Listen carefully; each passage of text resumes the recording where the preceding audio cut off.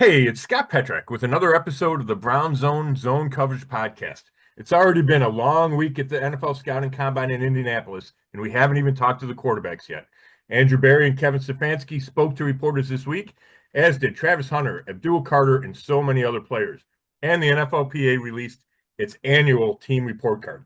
This is when I usually introduce Dave Chudowsky, but Chud is recovering after prostate surgery. Checked in with him the other day, and he's fighting through. So while we think about Chud, I'm happy and excited to introduce Tom Withers as my distinguished guest. The longtime Associated Press writer is going strong despite entering to quote-unquote retirement. Hey, thanks, Tom, for coming along. What's going on, bud? Hey, thanks, Scott. You've sent me to the plate as a pinch hitter before, but never quite for such a big bat to follow. Best to Chud, who, just like you, I've heard this week that he's doing fine, and continued prayers and positive thoughts going in his direction. Yeah, no doubt about it. No doubt about it. I'm sure he'll be listening when he's up for it. So we should do him proud. Yeah. Tommy, I don't think you've ever been to a combine.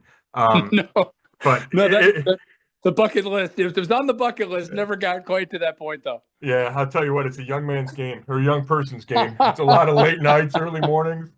Yeah. How's your cone drill time doing? Okay. Yeah, I don't know. It's not good. But so you've been following along. Yeah. I feel like it's going to be this way the whole off season.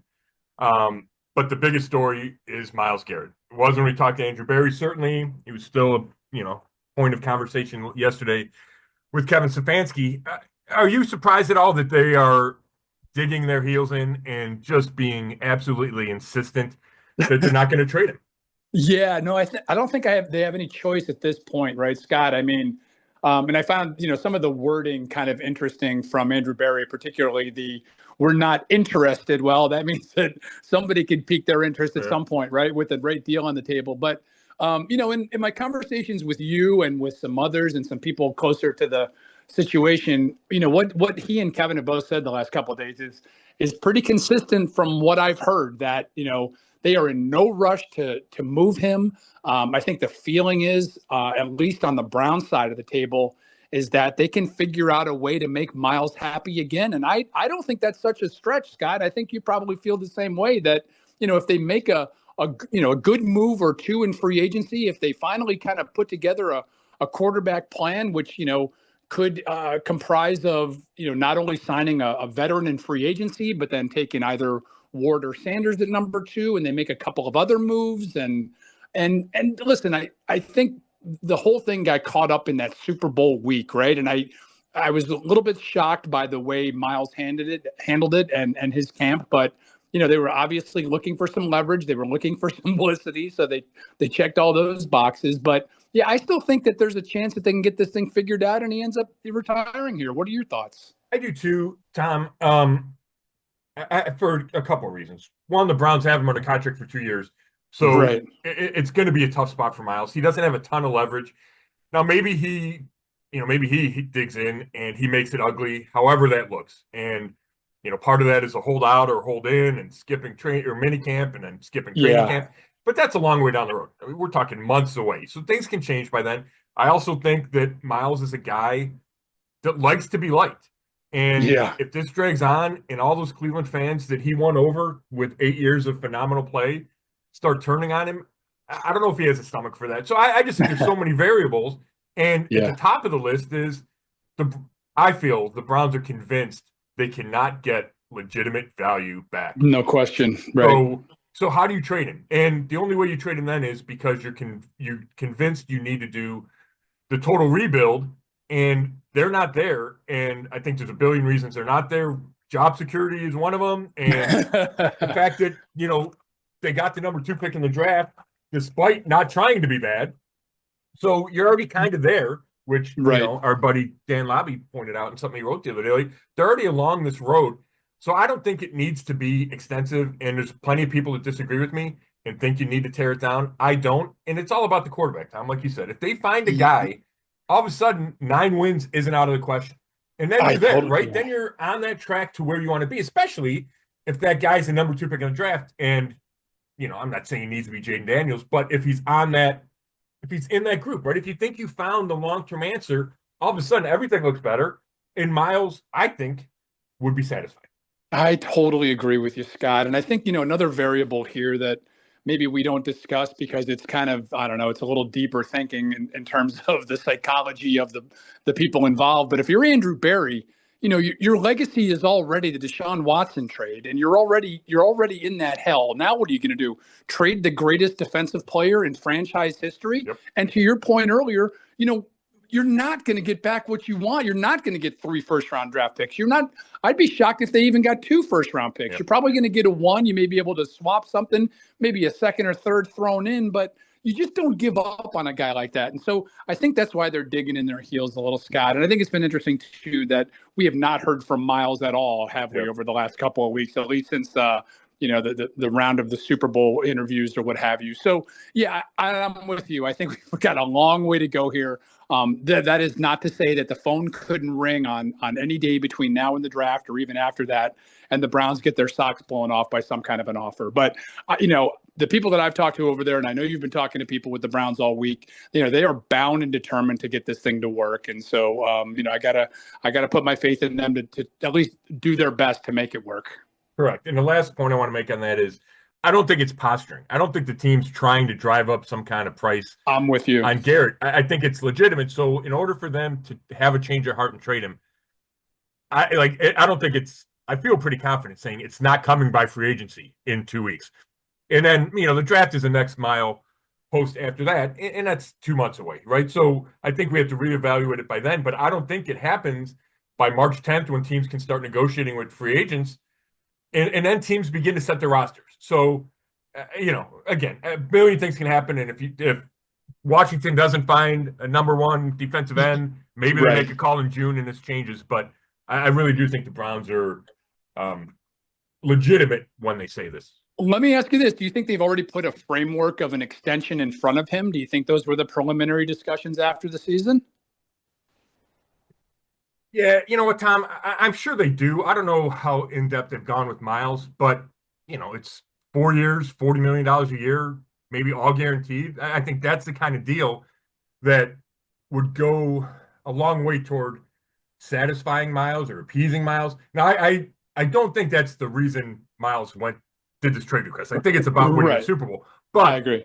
Of all the pieces that need to be in place for this to eventually get rectified, if it does, that will be one of them. And I think that's what we're talking about.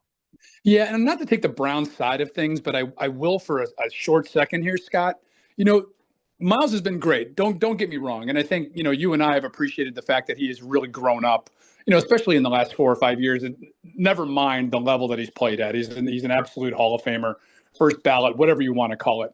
The Browns also stood by him during some pretty difficult times. The Mason Rudolph situation being one, the car accident too. There's been whispers coming out of Berea at times that he may not be the leader that he puts out the perception of being. I do think, and I agree with you before, that he does like to be liked. And I think there was a little bit of backlash in week 2. In the week after he makes the request and goes on the Super Bowl tour, I think the interview tour, I think there were a lot of people in Cleveland that were kind of put off by that. And so I'm with you. So, which is why I think also that he's being kind of really quiet here and letting things play out. So, You know how it is, Scott. We'll be dragging through this for months on end. There's no doubt. So I mentioned the quarterbacks before. We're scheduled to talk to Shedeur Sanders and Cam Ward. I want to say 8:00 in the morning on Friday. Okay. And let me check my schedule. Actually, they're 9:00. We get the quarterbacks start at 8. They're at 9. So, I always like to stand in front of these guys at these combine interviews. There's a million people asking questions. We'll get to Travis Hunter, but I just talked to Travis Hunter. I was about 20 people deep. I mean, it's just a swarm of people yelling questions at him. Right. But, I like to see these quarterbacks, it gives them a chance to handle themselves publicly. I've never talked to either guy before. Haven't seen too many interviews with Cam Ward, so I'm really interested to see what he's like in person. I like to kind of size him up physically too, because I think that matters. But no doubt. So before we talk to him, we know Sanders isn't going to throw this week. I don't think Ward's announced it yet. I doubt he's going to throw or work out. So let's take that to the side. Where we are right now, without hearing from him, we're February 27th. How do you have him ranked? And do you think one or both or neither are worthy of that number 2 pick? I think both are worthy. And I don't think that the Browns have really any choice here, Scott. I think they've got to fall in love with one of them because you're rarely in this situation where you have the number 2 pick. And my God, you and I have chronicled this quarterback quest for, going on 20 years with a couple of interruptions in between, right? It's the one thing that they have got to get right.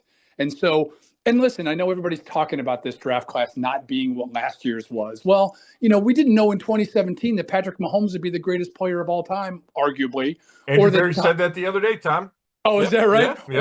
Or if Tom Brady taken at 199 would end up winning 17 Super Bowls or whatever it was. So, we all rush to judgment on this stuff. And then, I'm like you, Scott. I think it's very interesting in these combine settings to not only break these guys down, in terms of what they can do on the field, but you're right. I mean, being the leader of a being the face of a franchise, if you will, is an important thing. And at that position, it's one of the most important things that there is. And so the way he does present himself in front of the media and taking on some tough questions and all will be interesting. I will tell you this, that a good buddy of mine with the AP, Tim Reynolds, who has covered the Miami Hurricanes, speaks glowingly of Cam Ward and what a great kid he is, on and off the field. And so I'm interested to see that. I think everybody's going to dissect Shador and Dion and all that, all that back play in terms of who he is and what he is. But, I think if you're the Browns, Scott, you really are kind of backed into a corner in my mind, and that you have to kind of figure out which of these 2 kids is better. And, they could both, who knows? I mean, if Abdul Carter end up going number 1 to Tennessee, you got both of them sitting there at number 2. And I think, again, you got to figure out which is the best, which fits, Kevin Stefanski's system best, and take him. Do you think they're leaning one way or another on those 2 guys? That's a great question, Tom. I did not get a sense of that, in this couple days here so far. Yeah. I'm with you that unless you think one of them, well, here's where I'm at. I think Cam Ward, from a talent perspective, is worth the number 1 or number 2 pick. I think he throws it great. We talked to, you mentioned what Tim Reynolds said. We talked to Elijah Arroyo, his tight end, today. Okay. Yeah. And it was almost any time he got asked about Ward, he kept going to this leadership and how he made this instant impact when he came over from Washington State. Before he talked about the arm, before he talked about the athleticism. So I don't think that's an issue that you have to worry about. And then you have, I think, a really big arm. Obviously there's issues. I know he threw some picks and he hangs on the ball, but I love the arm. I love the playmaking, and I'm a sucker for that. And that's the thing about this whole discussion. Like, yeah. Right, it's going to go on for months, and that's fine because there's so many facets to this to talk about. No question. Right, so from a talent perspective, I think Ward's number 1, and I think the league agrees. And I don't think anybody would bat their eyes. And Daniel Jeremiah, the NFL Network guy, said this last week. If he's sitting there 2 or 1, like, nobody's going to think that's a bad pick. He thinks the Browns have to take it. Yeah. Now, and you say the belief in the NFL, just 80 million people in the NFL. But the consensus is that Sanders is a step below, and their separation. And is he a second-round pick that's going to get pushed up to number 2? And that's where things can get dicey because you don't want to overreach. But I think what's worse is not taking the quarterback. Exactly. Right now, if they loved a guy like Jackson Dart or Jalen Monroe or Will Howard and said, we know this is Browns. They know they can get him in the 2nd round or in the 3rd round, and they'd rather take Carter or Hunter at 2. Like, you could talk me into that. Same. Right? But there's some variables there. Everybody's got to pass on that other quarterback, right? Like, things can go wonky there. So yeah. I think if you believe that Sanders has I'm considering him the number 2 guy, which he might not be, but if you think he's got the potential to be a top 10 or 12 guy, but your long-term starter, right, you take him. And I personally think he's got that potential and talent. And we talk about arm and how I love arm, but Sanders is really accurate. 71% completion percentage. Good decision maker. I talked to our old buddy Pat Shermer on Sunday, and he raves about the kid.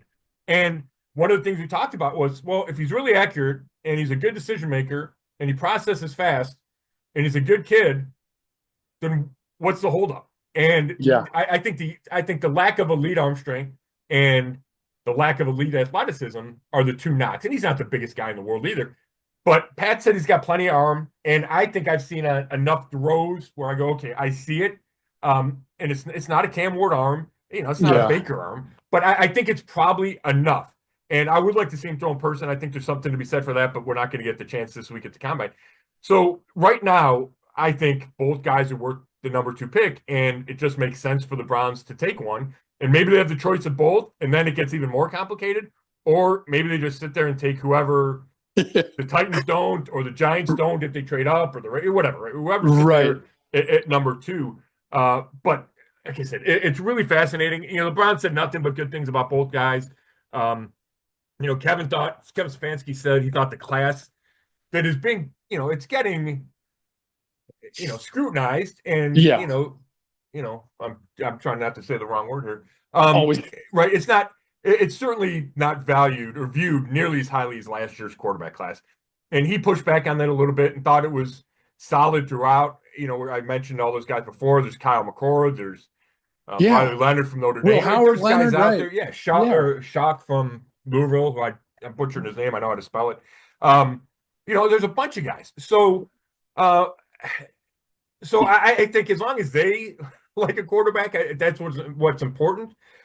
And I'm with you, though. I think it just makes sense to take that guy at number 2, unless, and I'll go throw one more caveat at you, unless they make a big splash in free agency. Well, that's it. That's it. If we know the plans that are in free agency, then that maybe changes everything, right? Yeah. Then you could talk me into Hunter or Carter at number 2, no question about it, Scott. I think the other thing too, Browns media members, Browns fans, we've all got our quarterback scars, right? Which is why I think we get into this dissection of these guys at such probably an unfair level, right? And I know with Sanders, there comes some extra baggage, right? And I know people are worried about, okay, he does the weekly podcast, he seems to be a little showy. Is Daddy Dion going to get in the way? Right.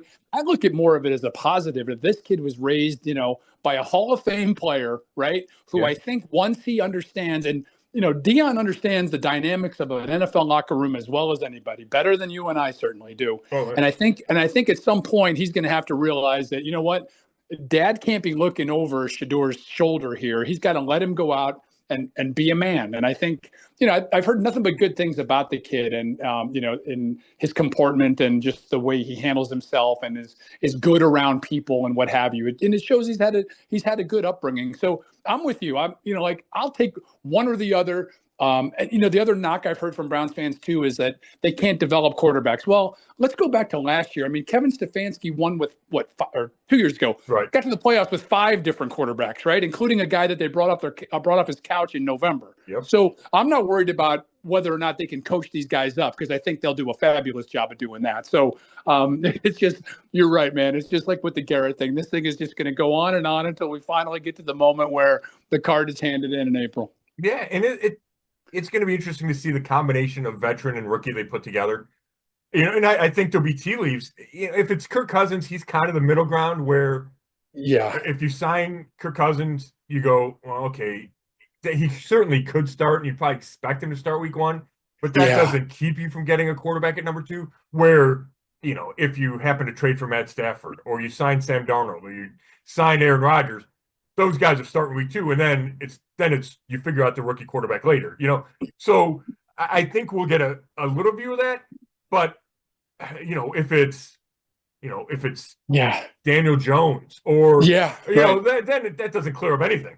No, right. Justin Fields, Russell Wilson, all those kinds of guys. Yeah, you're right. The other thing too you mentioned earlier, Scott, too, was job security, and I know this would not go into Andrew Berry's thinking, but if you're going to draft a quarterback at number 2, that buys yourself a couple of years, doesn't it? Because you can't imagine that kid necessarily coming in unless there's an injury, and depending again on what you do in free agency, you're not going to expect that rookie to start from day one. And so I think you got to give it a little bit of time. And I know people don't want to hear about giving the Browns any more time, but that's the reality of it, right? It's going to take a minute for this kid, whether it's Ward or Sanders, just to kind of figure out the league. So never a dull moment, right, bro? Oh my God, there's not.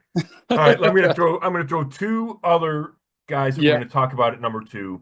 Both of whom, Joe Carter talked, I want to say today's Thursday, so he talked Wednesday, and Travis Hunter, I mentioned, talked this morning. So let's say they don't take a quarterback for whatever reason.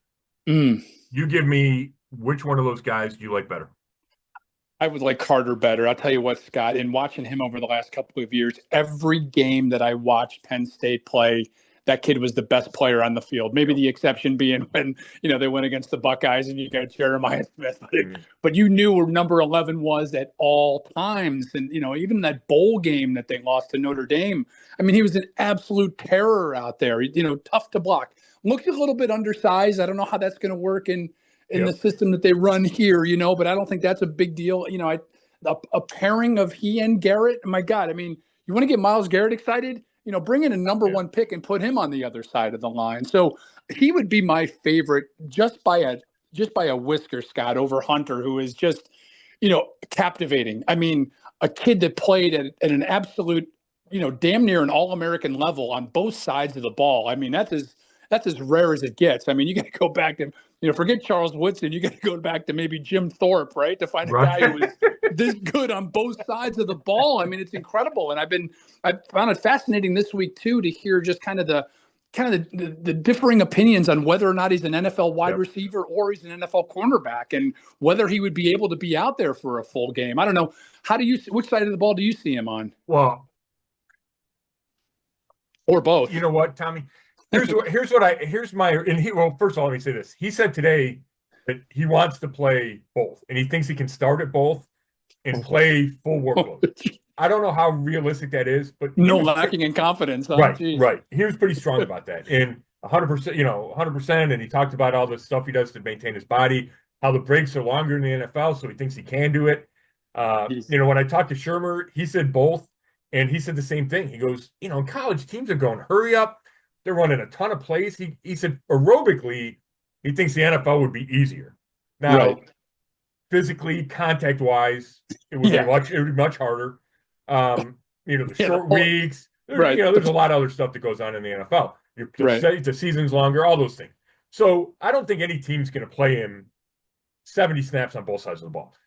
So, and he said, it's up to the team. So I think he's going to come to that realization. Where what I think is interesting is, in order to maximize the dual threat, because that's the only reason he's number 2. If it were just a receiver, he might be the best receiver in the draft, but it's not a number 2 receiver. No, he's going 15th. Yeah, corner, maybe he's the best. He might be the second best. Either way, I don't think he's going to 2. So agreed. So you got to maximize that value. And I think you do that. I think it's easier to start him at corner, where you play him every snap, and then you give him 15 plays on offense. That does not feel disruptive. What feels difficult to me is if you said he's going to play 60 snaps on offense, and then you're going to use him in the nickel, which, so you don't know exactly how many plays, and what if it winds up being 50 plays? I think it's harder to sub in on defense versus offense. That's a great point. I'm with you. Right. But Andrew Berry said, I see him first as a receiver. And I asked him, he said, the reason is his ball skills are his superpower. So you want to get the ball in his hands. And the most you do that is on offense. So I understand that. I don't know if the Browns if Berry's saying that means, that they don't like, that they wouldn't take him at number 2, because you see him that way, because it would be harder to use him at corner. But Brian Callahan, the Titans coach, said he saw him as a corner. So I do think teams are split. Stefanski said, our coaches are going to fight about that. I ran into receiver coach Chad O'Shea, and I said, hey, AB wants to play a receiver. He was like, So, I think it's going to be fascinating. Yeah. And you're going to have to use them both ways. So, but to get to your original question, so you get Hunter there, and then you contrast that with what's, to me, the second most important position is pass rusher. And I think the value of Abdul Carter, the value of that position, might outweigh everything Hunter can do for you. Now, my concerns on Carter, one is the weight, and he said he's 248, and he thinks that's where he wants to play. That's undersized. And Andrew Berry said he's not too light, but he would not. I don't think he would be a set the edge guy at 248. That's really difficult to do. I'm with you. What is he, 6'2"? How tall is he, Scott? Yeah, it's a great question. I think they list him as 6'3", I think. And what about and reach and stuff. Yeah, you know what? That stuff hasn't come out yet. I haven't seen any of Yeah, those because as measurements today. I don't have to tell you, I mean, it's one thing to go against those Big Ten tackles, and there's some real good ones. Don't get me wrong. And another thing when you're trying to get around one of these long left tackles in the NFL, it's a whole different ballgame. Right. Now he's a Micah Parsons body type, and Parsons came up in the 3-4 in Dallas and then switched to 4-3 this year with Zimmer. So and got bigger. Yeah. So he was able to do that. So we'll see. But that's certainly something. I don't think it keeps you from taking him to 2, but it's something that needs to be discussed. And then the other thing is, I don't know if you've seen this, Tom. It happened late last night. They discovered a stress fracture in Carter's foot. Oh, no. Yeah. But then for about 12 hours, is he going to have surgery or not? Drew Rosenhaus's agent says he's not going to have surgery, expects to be at his pro day, and expects to kill it at the pro day. And Carter tweets that he's still going to be the number 1 pick in the draft. So, maybe it's fine, but medicals matter. And we're going to have to see what he does at his pro day. And it's certainly something, if you're taking a guy that high, you got to think twice about, right? So, oh my God, yes. Yeah. So that's the picture. I think the picture got a little cloudier in the last 24 hours. And pro day, the next couple of weeks, I assume? Yeah, I think end of March. I want to say end of March. End of March. Wow, that's an interesting development. I did not know that. And if you're the Browns, I mean, you put out some kind of vibes that you're either really interested in him or in Hunter to try to drive up some kind of a deal. If again, depending on what you do in free agency at quarterback and whether or not you believe in one of these two guys, I think it's going to be interesting, Scott, and you'll do the same thing over the next week, is really trying to, to dig down into some of these sources to find out, do the Browns believe in one of these two guys? Because if they believe in one of those two quarterbacks, all this other conversation kind of goes out the window. So, and going back to the quarterbacks for 1 second, Scott, I also think because the Browns have been, in this bind and have been, chasing after the franchise guy for so long, I feel like they've got to take a quarterback at number 2, and I feel like they got to take another quarterback in the 3rd or 4th round, or maybe even higher. You might have to move up to take another quarterback. I think you can't have enough guys out there, again, depending on what you end up doing, either through free agency or a trade in terms of getting that guy. Now, what's the latest did they say on Watson? He is has he been ruled out for all of next year, or is he still a chance? I mean, he'll be on the roster, obviously, but he'll be on IR or PUP, right? Right. Or probably not to get too technical, but probably the NFL non-football injury list because it happened, training in the offseason. Gotcha. Yeah, no specific timetable. Kevin Stefanski, I did not know this, and I don't think anybody did, that said Watson's been rehabbing in Berea, which is interesting because after his first Achilles, he spent a lot of time in Miami. I mean, he would check in Berea, but there's a lot in Miami. He said he's in Berea almost every day. Trying hard, whatever, but it's 9 months from the surgery. Typically, the clock restarted with the second surgery. So you're looking at October. I don't think there's any sense from the Browns that he's going to play for him this year. No, I get it. Yeah. Right. And I think financially, like if he doesn't play, there's a chance you recover insurance and cash, the chance you get salary cap money back. So I think it would serve the Browns best for a billion reasons if Watson didn't play. But it sounds like, and again, we're at the end of February, it sounds like he's going to be around, which has its own dynamics. Yeah, right. Yeah, the specter of him even just being in the background is just awful, right? I mean, it's bad optics, it's bad vibes, it's bad everything. Sorry. Mm-hmm. Right? No, it is. And he was not around when they went on that run with Flacco. Correct. He was in California, rehabbing the shoulder, which is fine. But, I think there was certainly a change of atmosphere, vibe inside that locker room when he wasn't there. And I mean, we just, regardless of how anybody feels about Watson, the 3 years have gone so bad that you can't get away from that. Yeah. And he can't get away from that. Right. The F- locker room, right? Oh my gosh. Yeah. You know what though? It's funny because my boss texted me and he thought, and I kind of feel like your comment, the F- locker room, he's like, he thought it meant like a bad clubhouse. They actually mean the locker room. It's too small. Yeah. Yeah. Right. And it's the one in Berea, not the one at the stadium. I was trying to tell people that yesterday. Yeah. And it's cramped. And the extra or the bigger practice squad doesn't help because now there's, I don't know, 8 or 10 more guys in there. Yeah. And they've kind of maxed out the space there, and they devoted a bunch to the weight room. So, I think the guys are going to have to suck it up. I think the organization, and you led me right in the report card, they got killed, right? They were 30th out of 32 teams. There's D's, and Kevin Stefanski gets ranked 30th, and the only two coaches ahead of him or behind him got fired. So there's a bunch. Team, traveled. There's not enough room, that they waste the players' time. There's a whole bunch of stuff that families, all that. Yeah. So I think they can make significant improvements. They already hired a couple people for the training room since the survey came out. Not since yesterday, but since they were doing a survey. And so you can improve stuff. I think you can make it better for the families after games. You can improve the food. And the Hasms have always shown the willingness to spend money. They just did that. The state-of-the-art weight room that went from like a D or an F to an A. So they can switch stuff. I think the players are going to have to live with the locker room, because I just don't think there's many options. But I do think it shows, first of all, that 3-14 leaves us sour mouthed in win some games, and that grading curve changes, right? It does, because they were 21, 23, 30, so that certainly matters. But I also think that if there's probably a way to make guys more happier, and you see it in Miami, you see it in Minnesota, those teams get A's across the board, and it's listening to players, whether it's getting another hot tub. They said there's not enough room in a hot tub. Like, that seems like something pretty simple to fix. And, maybe the Hasms do their own surveys and they already knew this. And, it feels a little NFLPA. It feels a little whiny. It does. Yeah. I mean, you and I have walked into that building. If it gets its purpose done, then I see the reasoning behind it.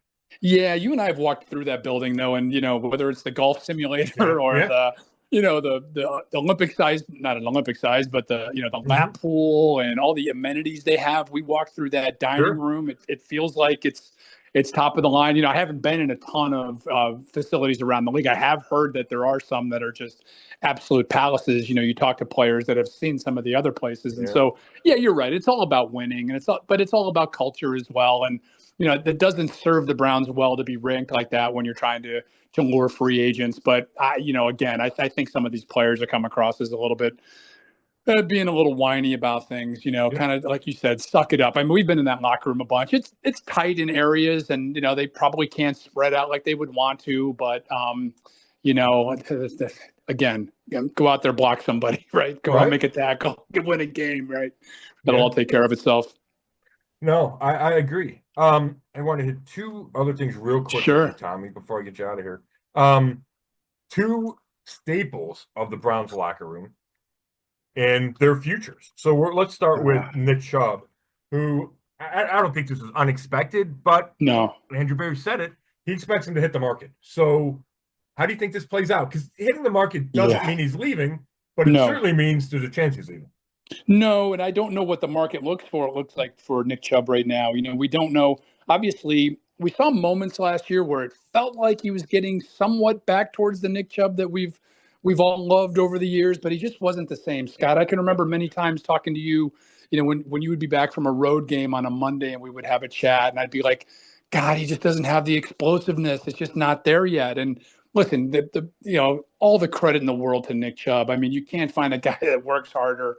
We've seen the videos, we've seen him in person. We know who he is and what he means to this franchise. I was also told at the end of the year that, even with his family and stuff, after the final Browns game, there was this sense of, them saying goodbye to people that worked with the Browns, because they kind of knew that, he would obviously be checking into free agency, and that, potentially a change of scenery might be the best thing for both parties, as tough as that is for people to hear. So, I'm with you. I don't think it was any surprise to hear the way that both Andrew and Kevin addressed it. I would think there's going to be some interest out there for him, but I think it's also a thing of, teams are going to take a real long look at that and whether or not they can invest the kind of money. It's not going to be much. It's probably going to be the veterans minimum at this point, right? Or take a flyer on him. And listen, Nick might be to the point too where he's like, you know what? It was a great run here, but these last 2 years have been tough. Maybe he needs a change of scenery as well. So it's fascinating. Which way do you think that one's going? Do you think he ends up coming back? I don't. I don't. And while it wasn't unexpected that Barry said what he said, it was a change from last year. where they made Yeah. such an effort to bring him back. Yes. And I get the Yes. circumstances are different. He's coming off the surgery. But I think there's a realization that he's not the same player. They need to get better at running back. So if you draft a guy in the third, fourth round that you think is going to be the starter, and I think this running back class is deep enough where that's Agreed. like I expect them to do that.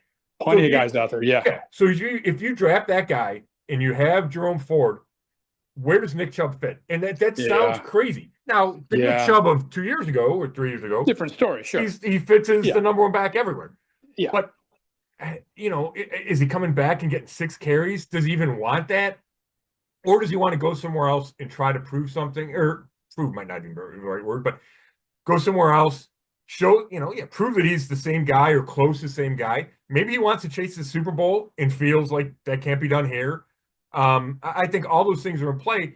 Now, I would never rule out that he could come back, and I think that scenario is he goes on the market. Right. There's no interest. Yeah. Or the interest is, you can come in for the minimum, and we're not guaranteeing anything. Well, he can get that here. Exactly. And probably has a better chance of getting on the field. Now, he would have to be okay with a rookie and fighting for carries and all that comes with it, because I don't think there's any way the Browns can look at him and say, no, expect him to be the guy, or even him and Ford to be the guys, right? And to your point, Scott, you can't, out of sentimentality, emotionally, you can't just devote a roster spot to a guy who's beloved because he's a beloved player, right? I mean, it just doesn't work anymore, especially coming off of 3-14, right? The dynamics have changed incredibly, unfortunately for Nick. Right, and maybe Andrew Berry doesn't want to be the guy that cuts Nick Chubb. Yeah, good point. So and who knows? Would Chubb retire? Whatever. So we're getting a little ahead, but I think he winds up signing somewhere else, and then best elect him. But it's certainly a question. Yeah, I don't think it's just in my mind if he can still play, because there wasn't enough last year to show for sure that he could play. I mean, he averaged 3.3 yards a carry. This is a guy that entered the season averaging 5.2, 5.3. So he was just a different guy. And then you get the foot injury, the broken foot. You know how it is. Guys get 29. That's a tough position. He had the double knee. So I hope all that's wrong and that right now he's running, 4.4s. And if he is, I wouldn't put it past him, right? Yeah, that's the other thing. Yeah. Maybe the Browns get another look at him and go, oh my gosh, he found it again. But it doesn't feel like that. No, I'm with you. All right, last guy for you. What do you think Joe Bitonio does? It's coming close because I think the deadline, it's an artificial deadline. It's the start of free agency, and maybe the Browns wouldn't draft or go sign a guard anyway, so maybe he doesn't need to decide by the beginning of free agency. But there is cap concerns, and if he retires, I think that it has to free up cap space, I would think. So let's call it March 10th. We have to have a decision from Joe Bitonio. What's it going to be?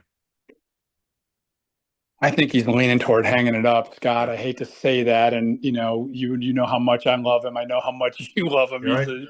He's maybe the best guy that we've ever had in that locker room over there, and that's saying something because we've had some real gems. He's just that kind of a person. So I just had the feeling, Scott. I think you probably feel the same way. At the end of last year, it felt like he was like, I think it might be time to go out on a high note on my terms. Kind of like Joe Thomas did in many ways, right? I mean, I know the injury, the bicep injury is what, ultimately, ended up ending Joe's career. And I think Joel got to the point too last year where he was so nicked up. He was barely out there practicing, following Joe Thomas's footsteps there again as well, right? And I thought he played pretty well down the stretch. I mean, it was never a noticeable where we looked out in the field and said, oh my God, Bitonio's washed. That wasn't the case at all. And he seemed like he was moving pretty good. So I think he's really, and I think genuinely, and I know he would not BS us, I think he was really torn. And I really feel like it was, hey, I got to sit down with the family and kind of figure this out. And yeah, there are some financial implications here, but I think it's more about how does his body feel and can he kind of, muster up the strength to make it through another full season without, suffering a real debilitating type of injury or a career-ending injury where he's carted off the field for the final time. So yeah, I'm leaning towards him, hanging it up as hard as it is for all of us to accept that. So where are you on him? You know what? After the season, Tom, I was leaning toward he comes back. Yeah. And part of that was because Jack Conklin made it sound like he was coming back. And then I went to this coach's clinic at the Huntington Bank Field on Saturday, and Joe was there for a panel, and Gotcha. he talked to a couple of us for a few minutes, and he didn't, he said he didn't know what decision was. He was leaning a certain way. He wouldn't tell us what it was. He did say that there's been some movement since the end of the season, and he described it as a roller coaster. I kind of walked away from Saturday thinking he's done. Yeah. Now, I don't think it's 100%.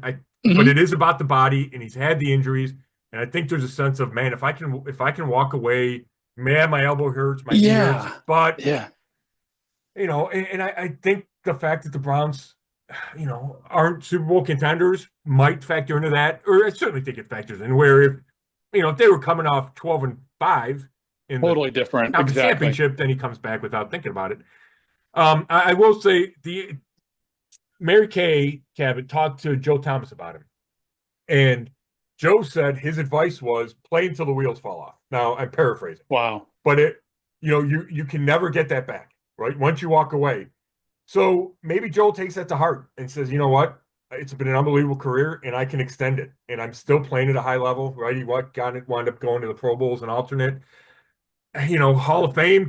Would another Pro Bowl help the Hall of Fame career? Could he all those or Hall of Fame resume? Yeah. So I don't. I'm not convinced that he's walking away, but if I were going to bet, I would bet that he retires. And then that leaves. Yeah. That leaves a huge hole. We talk about the locker room and what a guy is, but Zach Zinter, I think, would be the plan to replace him. And he was terrible and limited action, third round draft pick. You can't, I can't make a Right. sweeping conclusion based on Right. 50 snaps or whatever. But there's a chance that left side of the line is all of a sudden looking for a new left guard and a new left tackle. Oh my goodness. Right? That's not one to think about. And as someone who is, as you mentioned before, in quasi semi-retirement, Yeah. I can kind of relate to what Joel's dealing with, on a very different level, but in some ways similar. It's tough. You got to weigh in all the factors. And I tend to agree with Joe Thomas in that, your window is so small here, right? As a pro athlete. And Joel has obviously had a successful career, borderline Hall of Famer, right? I think he's going to get some push for that. I don't know if he'll ever get there or not. He's certainly in the Hall of Very Good, if not in the Hall of Fame. So I know this is weighed on him heavily. I'll be interested to see. I would think the decision would have to come soon because obviously he needs to let the Browns know, whether he's going or not. Like you said before, like March 10th is kind of, whatever that date is where free agency's got to kick in. They got to make some other plans. So I hope we see 75 back. I hope we see 95 back. I'd like to see 24 get one more crack at it here just to see if he can still do it. So add that to the laundry list of the offseason, right? Exactly. And if you just, and it's a dangerous place to go, but if you go through your X mentions, it's a tough time to be a Browns fan. And maybe maybe that flips if and when they get a quarterback at number 2 or whatever. But if it's, man, Myles might leave, Nick might leave, Joe, and you're coming off 3-14 and you don't trust the GM to make the draft picks. Like there's a lot of negativity running around there. Yeah. Never mind the stadium squabble, right? There's a ton, but that's kind of why we love this too, right? Though, Scott. Yeah. There's never a dull moment, and certainly you got plenty of stuff to cover. I'll keep an eye on it and do my part a little here and there as a freelancer. So it's been fun. And that's what you get the combine and the draft for. If you can't have hope, if combine free agents to the draft, then it's really bad. So I think no Greenbrier for you to look forward to now this July, huh? Yeah, that was kind of interesting. What's the thought there? Do you think just because of where they are now as a team? Do you think? Well, I think you financially too. Well, I think if you go 3-14, they're not going to go spend millions of dollars to go to the middle of West Virginia. Yeah, to me, I think that's what it is. It's interesting because they had such success the first year they went down. Yeah, that season they really credited that the camaraderie but I'm fine with it. We had a good time down there. It was a great media bonding, but I could use those 10 days at home with my wife and dog. So. Yeah, and you mentioned it too before, Scott. As tough as it is to be a Browns fan right now, you got to think about all the things and listen. Are some of these wounds self-inflicted? No question, right? Yeah. But the Watson situation, who would have thought that the guy would end up suffering, 2 season-ending injuries, right? And then suffering, and then another whatever season-ending injury in the offseason, right? You take the Chubb situation. I mean, game 2 last year when you've got, or 2 years ago when you've got this, chance to potentially make a Super Bowl push, you lose him in week 2. I would argue last year that JOK, Jeremiah Owusu-Koramoah, was playing as well as anybody on the team at the time of his injury. And now, he's potentially, facing a career-ending injury. So, I feel for Browns fans only because, things haven't broken their way either, right? They haven't had the breaks. I mean, again, some of it has been self-inflicted, and, they're going to unfortunately have to deal with this Watson situation for now and for the foreseeable future. But they haven't had any good luck either. No, you're right. And I'm glad you brought up JOK because we don't have an update, and it looks like they're going to have to proceed without knowing. And they're going to need linebackers. You can add that to the long list of, positions that they need to address in this offseason. So certainly a lot will happen coming up over the next weeks, months, obviously. Tom, I can't thank you enough for doing this, and it's my pleasure. It's not a short-term call-up, so I'm gonna hit you back up. I'll probably hit you back up next week. We'll finish the combine. We'll look ahead to free agency, as long as you can fit me into your schedule. I do my best work on the practice squad. You got it. I appreciate it, Tom. Thanks everybody for listening. This has been another episode of the Zone Coverage Podcast, and you can read all my work at brownzone.com. Thanks.